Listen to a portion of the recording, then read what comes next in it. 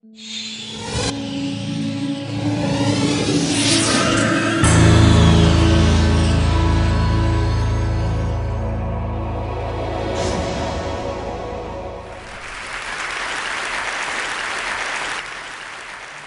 I do, and everything I do professionally, my life, has been shaped by 7 years of work as a young man in Africa.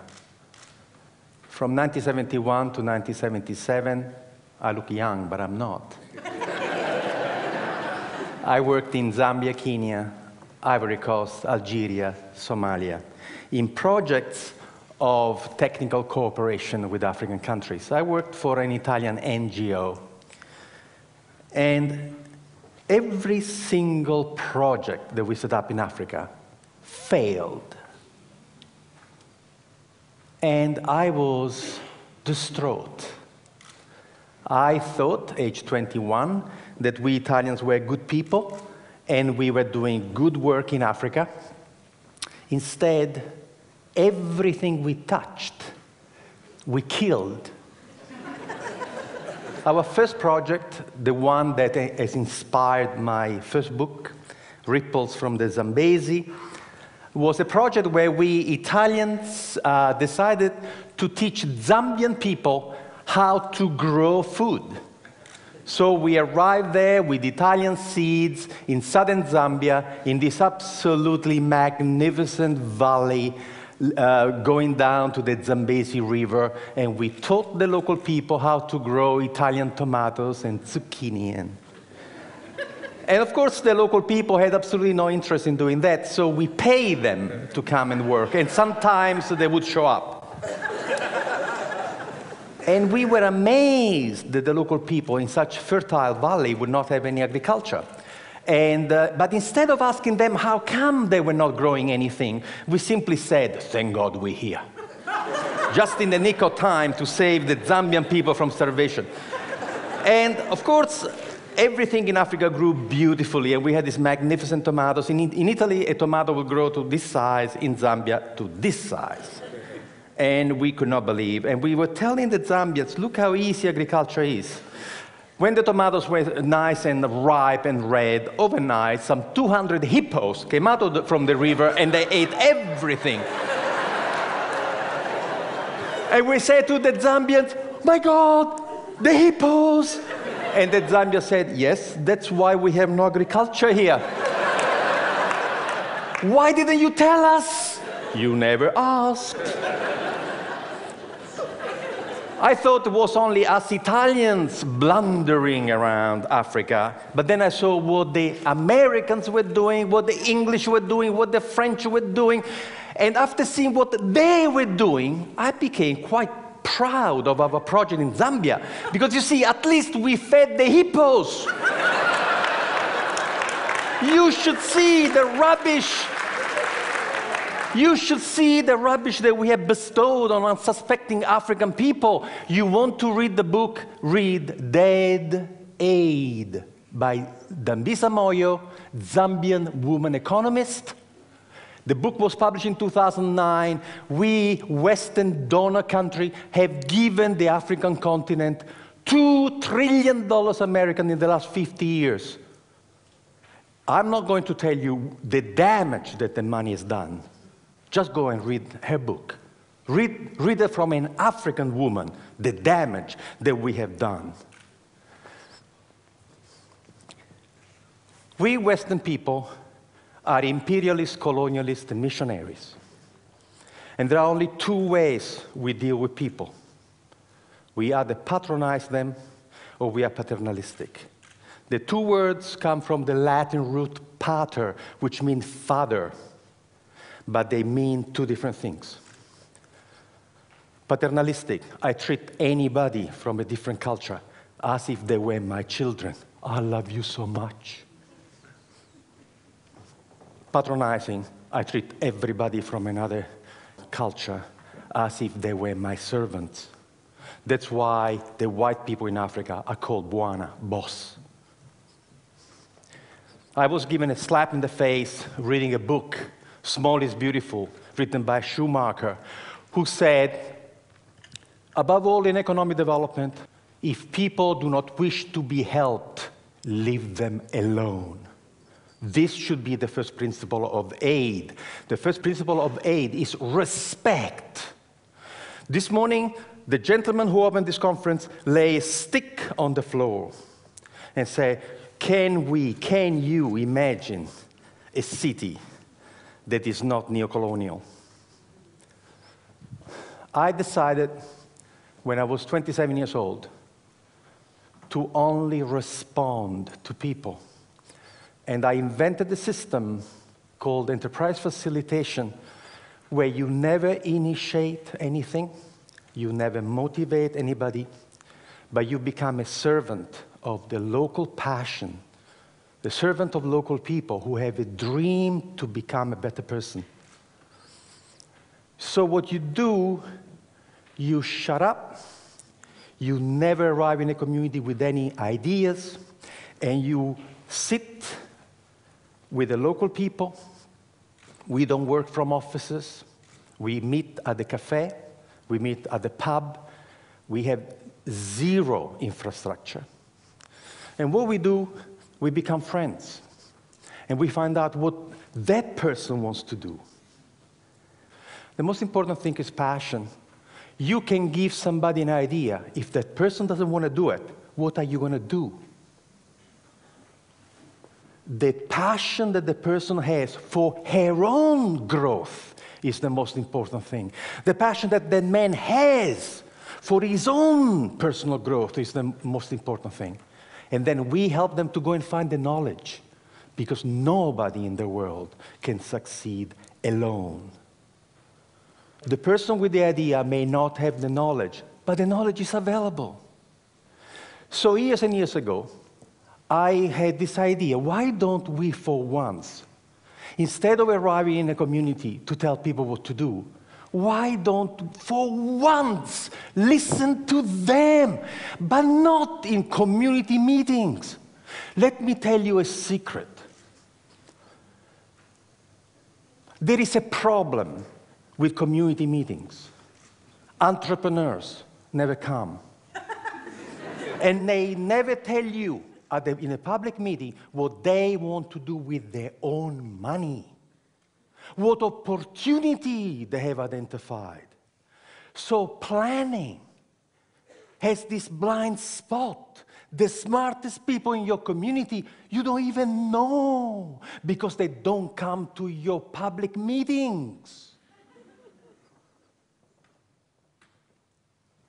What we do, we work one-on-one. And to work one-on-one, you have to create a social infrastructure that doesn't exist.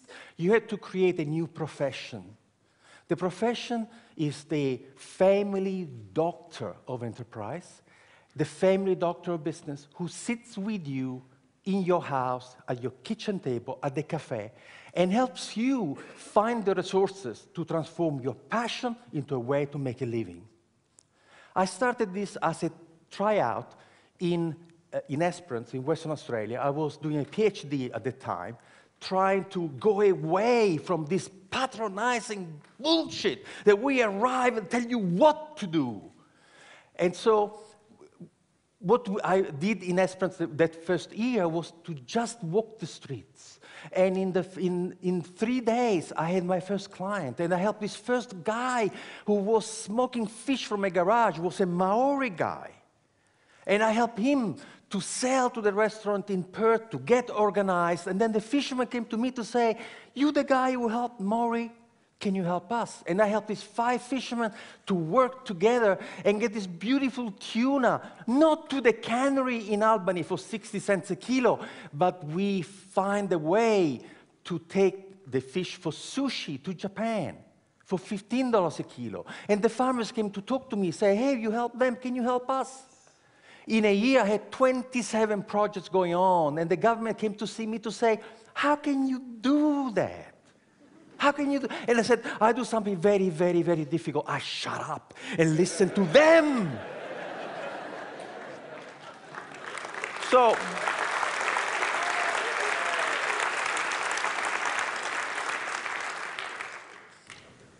So the government says, do it again.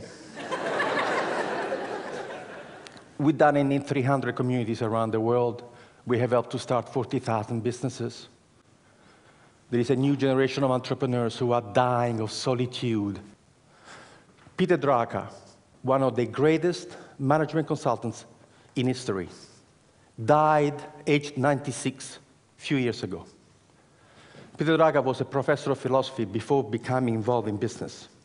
And this is what Peter Drucker says. Planning is actually incompatible with an entrepreneurial society and economy. Planning is the kiss of death of entrepreneurship.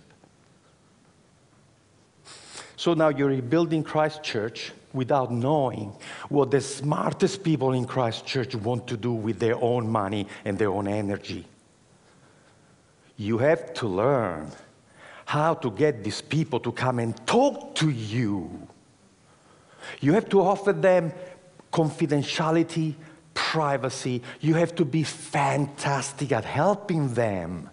And then they will come, and they will come in droves. In a community of 10,000 people, we get 200 clients. Can you imagine in a community of 400,000 people, the intelligence and the passion? Which presentation have you applauded the most this morning? Local, passionate people. That's who you have applauded. So what I'm saying is that entrepreneurship is where it's at. We are at the end of the first industrial revolution, non-renewable fossil fuels, manufacturing, and all of a sudden, we have systems which are not sustainable. The internal combustion engine is not sustainable. Freon way of maintaining things is not sustainable. What we have to look at is at how we feed, cure, educate, transport, communicate for 7 billion people in a sustainable way. The technologies do not exist to do that. Who is going to invent the technology for the green revolution? Universities, forget about it. Government, forget about it. Will be entrepreneurs, and they're doing it now. There's a lovely story that I read in a futurist magazine many, many years ago. There was a group of experts who were invited to discuss the future of the city of New York in 1860. And in 1860, this group of people came together, and they all speculated about what would happen to the city of New York in 100 years.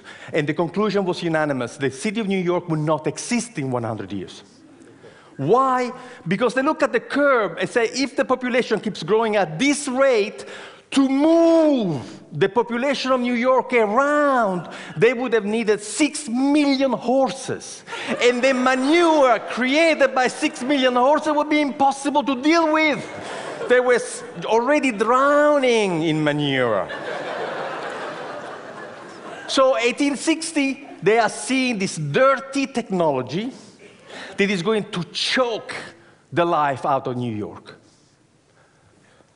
So what happens in 40 years' time, in year 1900, in the United States of America, there were 1,001 car manufacturing companies. 1,001. The idea of funding a different technology had absolutely taken over. And there were tiny, tiny little factories in backwaters, Dearborn, Michigan, Henry Ford. However, there is a secret to work with entrepreneurs. First, you have to offer them confidentiality, otherwise they don't come and talk to you. Then you have to offer them absolute dedicated, impassionate service to them. And then you have to tell them the truth about entrepreneurship.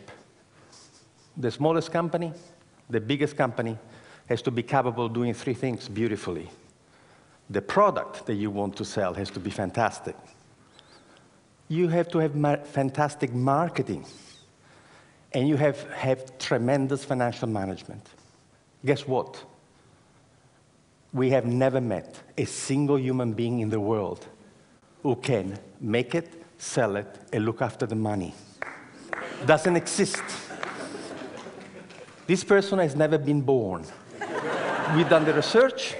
And we have looked at the 100 iconic companies of the world: Carnegie, Westinghouse, Edison, Ford, all the new companies, Google, Yahoo. There's only one thing that all the successful companies in the world have in common. Only one. None was started by one person. Now we teach entrepreneurship to 16 years old in Northumberland, and we start the class by giving them the first 2 pages of Richard Branson's autobiography, and the task of the 16 years old is to underline in the first 2 pages of Richard Branson's autobiography how many times Richard uses the word I, and how many times he uses the word we. Never the word I and the word we, 32 times. He wasn't alone when he started. Nobody started a company alone. No one. So we can create a community where we have facilitators who come from a small business background, sitting in cafes, in bars, and are your dedicated buddies, who will go to you what somebody did for this gentleman who talked about, this epic. Somebody who will say to you, what do you need? What can you do? Can you make it? Okay, can you sell it? Can you look after the money? Oh, no, I cannot do this. Would you like me to find you somebody? We activate communities. We have groups of volunteers supporting the enterprise facilitator to help you to find resources and people. And we have discovered that the miracle of the intelligence of local people is such that you can change the culture and the economy of this community just by capturing the passion, the energy, and imagination of your own people. Thank you.